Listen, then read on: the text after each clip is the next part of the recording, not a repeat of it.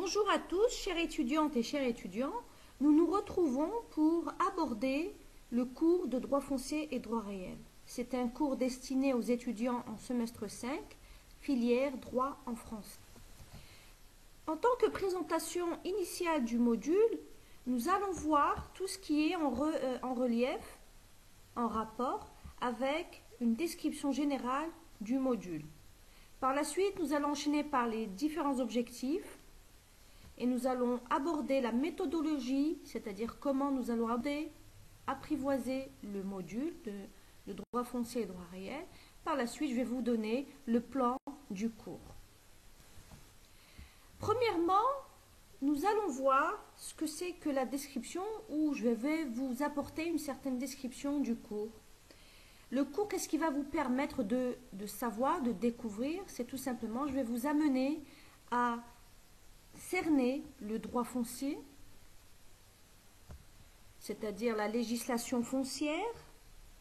Nous allons voir la base juridique la plus importante et nous allons voir également le droit réel, et ça c'est en dernier lieu. À travers ce droit foncier, nous allons faire un petit contour, un aperçu général, historique de ce droit foncier marocain. Nous allons l'analyser de point de vue historique, tout cela pour connaître les différentes étapes dont cette législation foncière s'est étalée, a passé durant différentes périodes. Donc nous allons voir qu'il y a 3 grandes périodes et par la suite nous allons enchaîner par les différentes sources du droit foncier marocain. Au fur et à mesure, nous allons voir quel est l'objet de ce droit foncier et quels sont les intervenants, les différentes entités qui interviennent dans ce droit foncier. Une fois avoir vu le droit foncier, on va voir qu'est-ce que c'est que le régime d'immatriculation de manière assez spécifique et on va voir quelle est l'entité ou l'établissement qui gère ce régime d'immatriculation. Nous allons voir également les modalités de mise en œuvre de l'immatriculation. C'est qui le met en œuvre, quelle est l'entité et comment et quelle est la procédure à respecter. En dernier lieu, nous allons voir les droits réels et ses différentes sortes. Nous n'allons pas voir tous les droits réels parce qu'ils sont assez nombreux. Nous allons essayer de se focaliser sur quelques-uns. Donc, pour arriver à cette fin, quel est l'objectif du cours?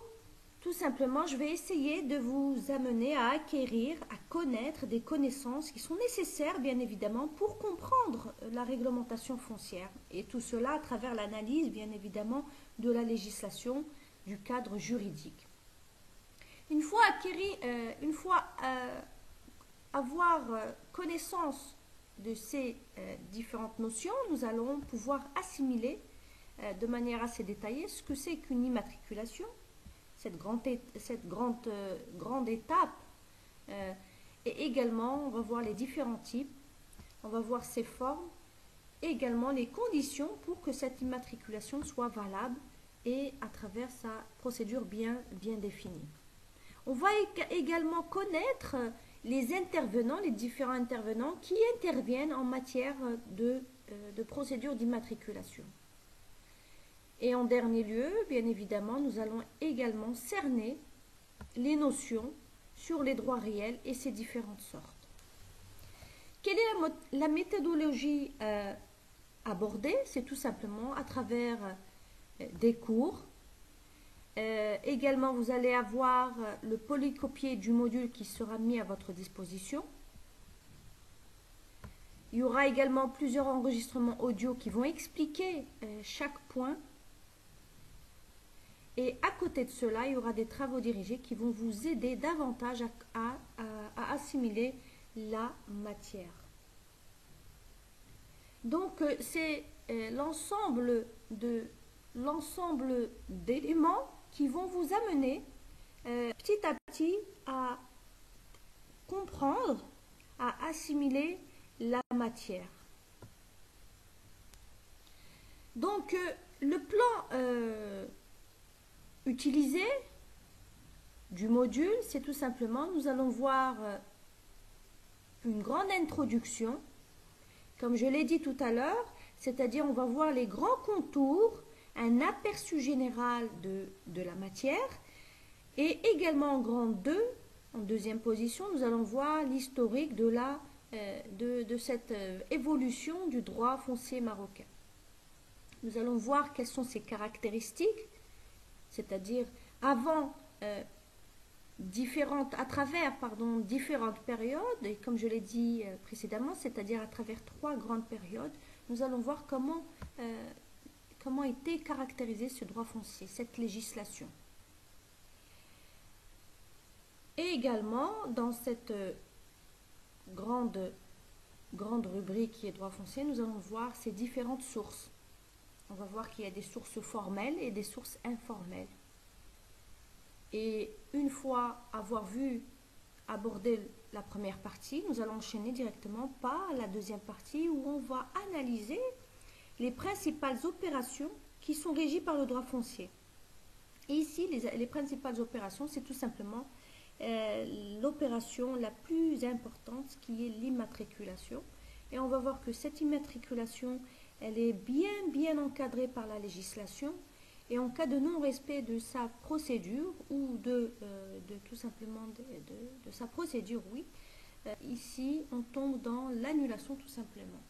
Et on va voir qu'à travers cette principale opération, nous allons voir qu'il y a plusieurs intervenants qui interviennent pour contrôler et intervenir en cas de non-respect de la législation.